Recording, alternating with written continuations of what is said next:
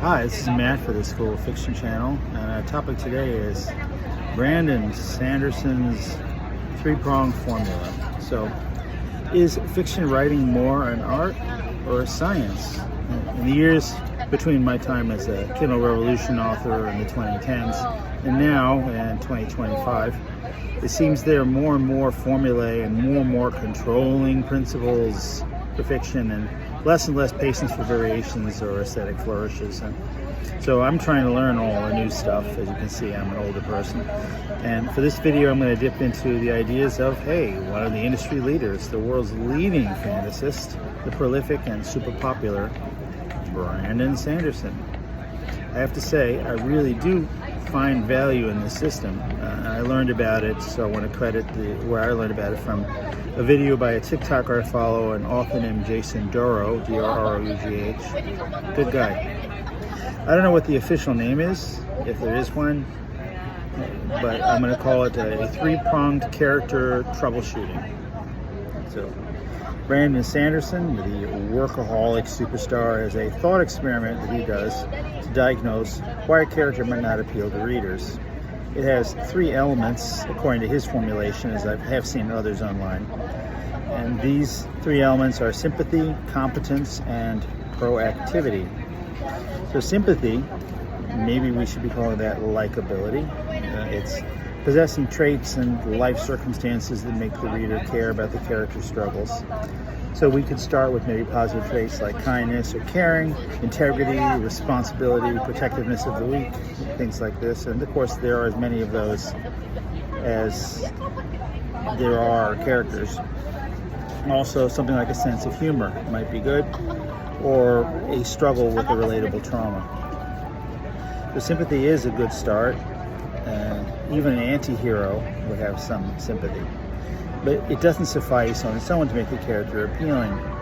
So we go to the next one, which is competence. So this is the ability to complete tasks and challenges, a set of skills, and the ability to execute those skills. We may well enjoy watching a highly competent character get things done, winning conflicts or solving problems. But again, competence is really not enough alone. So Brandon Sanderson, the hard traveling hero, has a third measure, which is called proactivity. Being proactive means that when you need to do something, you take initiative to do it. The opposite would be just reacting. A character without proactivity just gets shuttled from situation to situation by others. This is common in bad films. Characters that just move between set pieces. And these are the same set pieces that maybe were used to sell the film to the studio execs, or the ones that you saw in the trailer. So the opposite of proactivity is just reacting, right? And we don't want that. From my perspective, proactivity is probably the element that just has to be gotten right. A character must take action to confront her challenges. Suffering or kind of staring goggle-eyed at it is not going to help. So Sanderson uses this framework to tweak his character's likability and relatability. He doesn't use it at the start of his drafting. He uses it in revision. I'm going to note, because this may seem a little alien to some of us, it's very different from how I myself make characters, which is I kind of write them in a flailing sort of a way until at some point I lock in. Something somewhere along the way triggers, and I'm like, okay, now I get this character. And at that point, I can see the connections and disconnections among characters.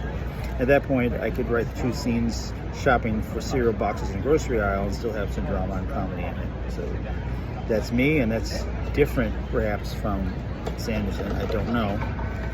His recommendation suggests he doesn't lock in that sense. So he is working on his characterization from a technical point of view. So I definitely have faults in drafting. They just happen to be different ones. So I'm curious, how do you get your characters right? Please tell me in the comments below. Now, let's look at how the formula could be applied to a few characters. And I found lots of other characters analyzed this way online. You can do so as well. I'm going to start with the MCU's Thanos. He has very high levels of competence and proactivity. He's good at everything he does. and he's constantly active. But he has a very dialed down level of sympathy. There is an emotional core, which we see primarily in the movie Infinity War, when he has to sacrifice his daughter. But overall, the emotional core is very slight, and it's smothered by his cruelty, his lack of empathy. So that's how that works. He is, in some ways, the main character of Infinity War, because they got the mix just right for him. TV's favorite anti-hero is Walter White from Breaking Bad. He starts off dying of cancer and a decaying marriage, so it's a very high level of sympathy. His competence and his proactivity are very low. He has only one meaningful skill, which is cooking meth. He has no people skills, basically. And as far as proactivity, he's really reluctant to do anything other than cook meth. So he has to develop greater skill in that sense. Over the course of the series, his sympathy level drops because he becomes more and more despicable as a result of his experiences and his feelings of desperation. But his competency increases as he becomes a more effective criminal and develops relationships with allies. So this is why this character stays interesting even when he sucks as a human. Now, for a character from classic literature, I offer you Charlotte Bronte's Jane Eyre. She starts off very high in sympathy as functionally an orphan who's shuttled around between bad schools, and she's very poor in both competence and proactivity as a child and a young woman. But over time, she gets stronger, mentally tougher, and so her competence goes up and her proactivity goes up tremendously, to the point that she's able to win out by setting a threshold for her happiness and refusing to compromise from it. Very high level of proactivity, and as a result, Jane gets everything that she wants. She gets Rochester and a true marriage of true equals. So good job, Jane Eyre, and good job, Charlotte Bronte. So back to you. Now, how do you apply the system to your work in progress? I think you take the characters who are most central to the book, and those are the ones you're going to work with, initially at least. Assess them according to this subjective three-pronged scale. Make sure they're not strong in all three, which is not relatable. And definitely look at the proactivity level. If that is low, elevate it. Passive characters are rarely appealing to readers. Why is that? If you're not sure what formula you want, you can draft that same scene with different proportions, or you can take my recommendation, which I'm going to answer the question I just asked, and maybe this is a version that would work for a character, or at least a character that you're still creating. So sympathy level, I'm saying on a scale of 100, go for 60 to 90. There should be some likable traits and also some real challenges in the person's life. An anti-hero is going to have less than 60 likability, but still has to have some. You can't have zero likability.